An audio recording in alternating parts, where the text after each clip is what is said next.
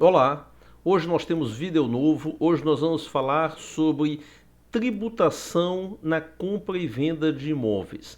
Vamos falar de impostos municipais, de impostos federais e de impostos estaduais. Esses três tributos eles podem incidir na compra e venda de imóveis. Quando incide um, quando incide outro, como você vai saber qual a tributação na venda de um imóvel? Vamos já começar. Antes disso, eu só peço que você se inscreva no canal, isso ajuda muito, que dê uma curtida aí no vídeo, dê o seu like e ative as notificações. Todos os comentários que serão feitos serão respondidos, podem colocar pedidos de novos vídeos ou perguntas que serão prontamente respondidas.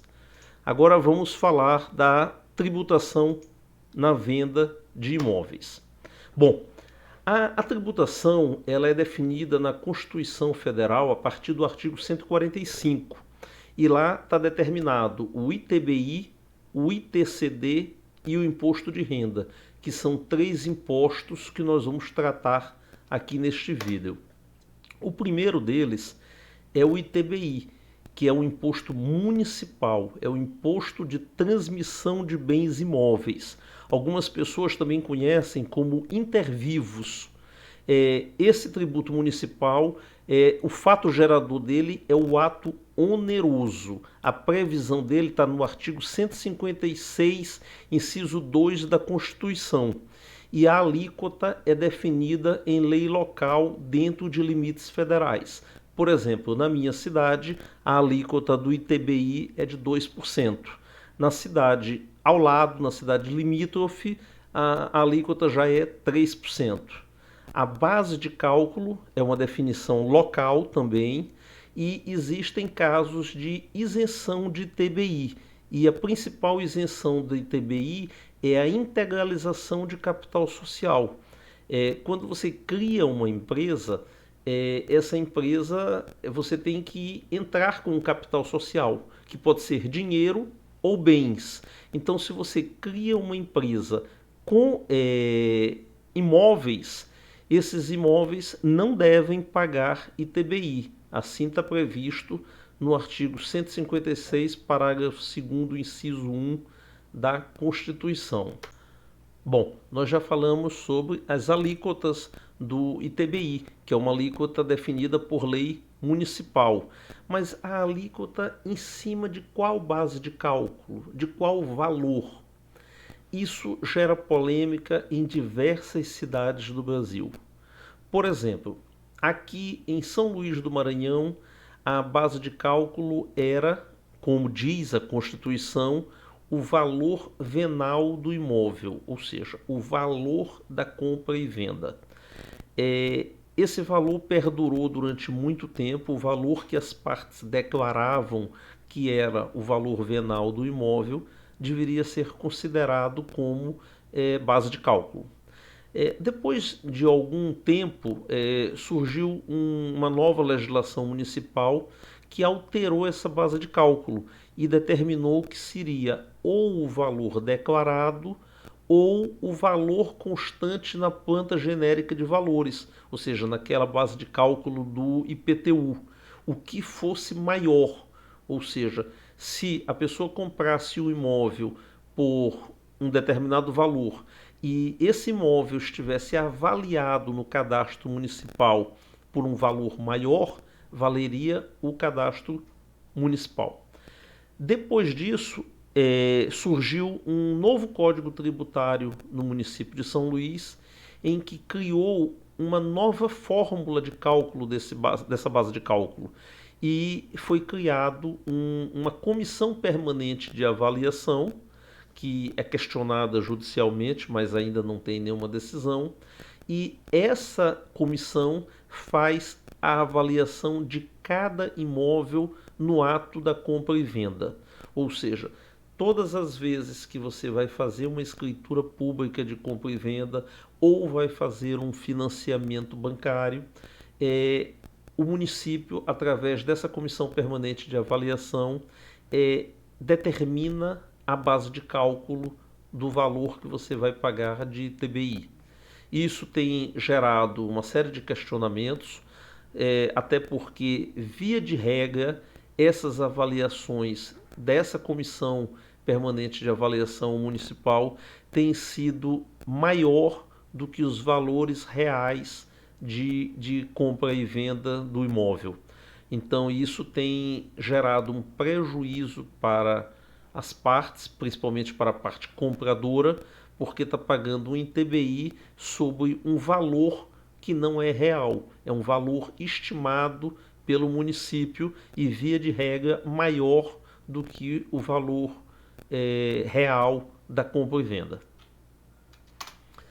O segundo tributo que nós vamos falar hoje é o ITCD ou ITCMD, que é o Imposto sobre Transmissão, Causa Mortes e Doação, que é um tributo estadual e o fato gerador ou é uma herança ou é uma doação de quaisquer bens ou direitos, não necessariamente bens imóveis.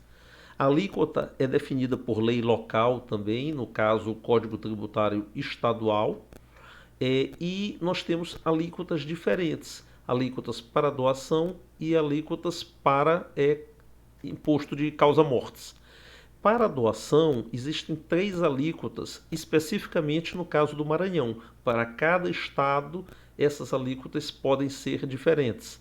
No caso do Maranhão, nós temos 3 alíquotas. Se o imóvel for avaliado, porque ele também é avaliado pela Secretaria Estadual de Fazenda, se o imóvel for avaliado em até R$100 mil, a alíquota é 1%, 1,5% para até R$300 mil e 2% de alíquota para imóveis avaliados acima de R$300 mil. Para instituição de usufruto, ou seja, quando a pessoa compra um imóvel para colocar, por exemplo, no nome dos filhos e resolve fazer um usufruto em nome dos pais, isso é necessário fazer uma escritura pública de instituição de usufruto. No ato de fazer essa escritura pública de instituição de usufruto, você também vai pagar uma alíquota de ITCMD, nesse caso usando 50% do valor de avaliação do imóvel. No caso das alíquotas para inventário, ou seja, na sucessão por inventário, por morte, as alíquotas variam de 3% a 7%, sendo imóveis até 300 mil 3%, 4%, 5%, 6% e até 7% para imóveis avaliados acima de R$1.200.000. Veja bem, existem 2 tributos que nós estamos falando. O ITBI, que é o Imposto de Transmissão de Bens Imóveis, que é o imposto municipal. E existe o ITCMD, que é o imposto causa-mortes ou doação, que é o imposto estadual. Nunca, isso eu estou falando, vale para todos os estados e para todos os municípios. Nunca você vai pagar os 2. Ou é um imposto municipal, quando é uma compra e venda, ou é o imposto estadual, quando for uma doação ou um inventário, uma herança. Não existe a possibilidade de você pagar ITBI e ITCMD sobre a mesma transação. O terceiro tributo que nós vamos falar é o imposto de renda, que é um tributo federal e ele incide sobre o ganho de capital. O que é o ganho de capital? O ganho de capital é a diferença entre o preço de venda e o preço da compra do imóvel. Esse valor do imóvel ele pode ser atualizado ou corrigido pelo valor de mercado? Deveria poder, mas não pode. Em 1995, através da Lei 9.249, foi a última atualização. É muito interessante que às vezes a gente olha nos noticiários da televisão dizendo que um determinado político declarou no TRE ou no TSE que tem um determinado apartamento que todo mundo sabe que vale R$ 1 milhão e ele está declarado por R$ 100 mil ou por R$ 200 mil. Aqui eu vou fazer a defesa que normalmente o jornalista não faz porque não tem o conhecimento. Ele tem que declarar por aquele valor, porque se ele comprou aquele apartamento há 20 anos atrás, a partir de 1996, 97, ele comprou um apartamento por R$ 100 mil. Hoje, declarou no imposto de renda por R$ 100 mil. Hoje, em 2022, aquele imóvel continua declarado no imposto de renda pelo valor de compra, R$ 100 mil. Por que o governo não permite essa atualização a preço de mercado? Porque senão diminuiria a arrecadação do imposto de renda. Porque quando você vende o imóvel, você vai comparar o preço de venda com o preço de compra original. E essa diferença, que é chamada de ganho de capital, é que é tributável. Por isso, não há interesse da Receita, ou seja, do governo federal, em permitir essa atualização. Essa atualização pode ser feita em casos muito específicos, quando você fez uma ampliação ou uma reforma no imóvel, desde que você guarde todas as notas fiscais e os recibos de mão de obra. Você pode corrigir o valor do bem no seu imposto de renda baseado no acréscimo que você teve com a ampliação ou a reforma.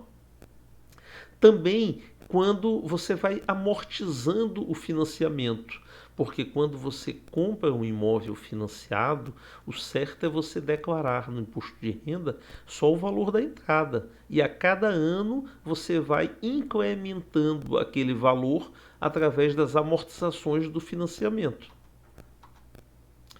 E quando pagar o ganho de capital, ou melhor, o imposto de renda incidente sobre o ganho de capital? No mês subsequente à alienação. Se você vendeu o imóvel este mês, você tem até o último dia útil do mês seguinte para pagar o imposto de renda incidente sobre o ganho de capital.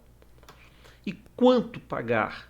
Quais são as alíquotas do imposto de renda sobre ganho de capital? Se o ganho de capital for de até 5 milhões, você tem que pagar 15% de imposto de renda. Se o ganho de capital estiver entre 5 e 10 milhões, você paga 17,5% de imposto de renda. E se o ganho de capital estiver entre 10 e 30 milhões, 20% de imposto de renda. Acima de 30 milhões, 22,5% de alíquota de imposto de renda. Ressalta-se que esses valores, 5, 10, 30 milhões, não é o valor do imóvel, é o valor do ganho de capital. E, relembrando, ganho de capital é a diferença do preço de venda com o preço originário da compra, desde que ele tenha sido a partir de 1995. Existem casos de isenção de imposto de renda sobre ganho de capital? Sim. No caso de indenização por desapropriação ou por sinistro. No caso da venda de um único imóvel de até R$ 440 mil, você tem isenção de imposto de renda sobre ganho de capital. Então, você vendeu um imóvel, ele custou, o preço de venda dele foi até R$ 440 mil. Você não precisa pagar imposto de renda sobre ganho de capital. Detalhe, esse é um benefício que você pode usufruir uma vez a cada 5 anos. Então, se você vende um imóvel este ano abaixo de 440 mil, vendeu esse imóvel, você tem a isenção. Se daqui a um ano você vende outro imóvel, não tem, porque esse benefício é uma vez a cada 5 anos. Também existem casos de isenção para todos os imóveis adquiridos antes de 1969. Então, se você tem um imóvel adquirido antes do ano de 1969, quando você vender esse imóvel, você não vai pagar o imposto de renda sobre ganho de capital. Existe também a isenção no caso de permuta sem torna, ou seja, trocou aquele seu imóvel por outro imóvel sem ter dinheiro sendo devolvido para uma das partes. É uma permuta sem torna, é um caso de isenção de imposto de renda sobre ganho de capital. Na compra de outro imóvel residencial, no prazo de 6 meses. Bom, isso é uma janela de isenção que você tem e que você pode usar, e isso acontece com uma certa frequência. Você vende um imóvel residencial, você tem até 6 meses para comprar outro imóvel, e se você provar que comprou este outro imóvel no intervalo de 6 meses, você está isento do imposto de renda sobre ganho de capital. Também você só pode se utilizar desse benefício uma vez a cada 5 anos. Isso está baseado na Lei 11.196 de 2005. Existe também um fator redutor. Se você compra um imóvel, se você vende um imóvel que foi comprado até 1969, você tem uma isenção do imposto de renda sobre ganho de capital. Por que você tem essa isenção? Porque você tem uma redução do valor da base de cálculo de 100%. Então você vai aplicar a alíquota em cima de uma base de cálculo zero. Então 0 vezes um percentual vai dar zero. Se você comprou esse imóvel em 1970, a redução da base de cálculo é de 95%. Se o imóvel foi adquirido em 1971, essa redução da base de cálculo é de 90%. E, como já deu para perceber, a cada um ano essa redução ela diminui 5% na base de cálculo, o fator redutor. Então, se você comprou um imóvel em 1985, tem 20% de redução na base de cálculo. 1986, 15%, 1987, 10%, 1988, 5%, e a partir de 1989 você não tem mais redução, você vai pagar a alíquota de imposto de renda sobre ganho de capital em cima do valor real da diferença entre o preço de venda e o preço de compra declarado no imposto de renda. O vídeo era esse e eu peço novamente para você se inscrever no canal. Se gostou do vídeo, dá o like, ativa o sininho para ser notificado dos novos vídeos. Semana que vem tem vídeo novo.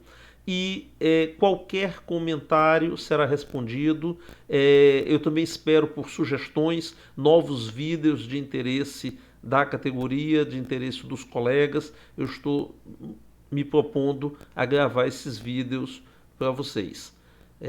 Um abraço e até a próxima.